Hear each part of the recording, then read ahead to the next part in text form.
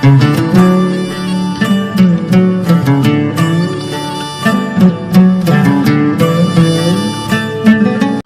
ભારતની ભરતગૂંથણની કલા વિશે જાણીશું।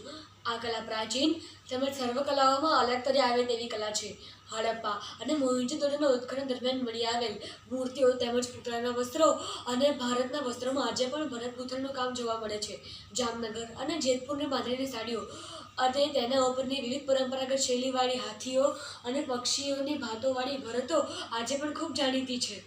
આ ભરતગૂંથિત કંકાવટી, આ ઊનનું ભરતકામ અને આ કચ્છી ભરતના નમૂનાઓ છે। ભરતગૂંથણની કલા એ સૌરાષ્ટ્રની તેમજ કચ્છની સ્ત્રીઓનો મુખ્ય ગૃહ વ્યવસાય રહ્યો છે અને આ ભરતગૂંથિત ઘરજોડું છે। અમુક વર્ષો પહેલાં કન્યાઓ આનો ઉપયોગ પોતાના લગ્નમાં કરતા હતા।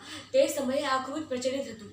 કચ્છના બંને વિસ્તારની જત કંપની ભરત પણ આગવી વિશિષ્ટ શૈલી ધરાવે છે। આમ આ ભરતગૂંથણની કલા એ આપણા ભારતમાં ઘણી પ્રચલિત છે અને આવી કલાઓ જ આપણા ભારતના વારસાને જીવંત રાખ્યો છે।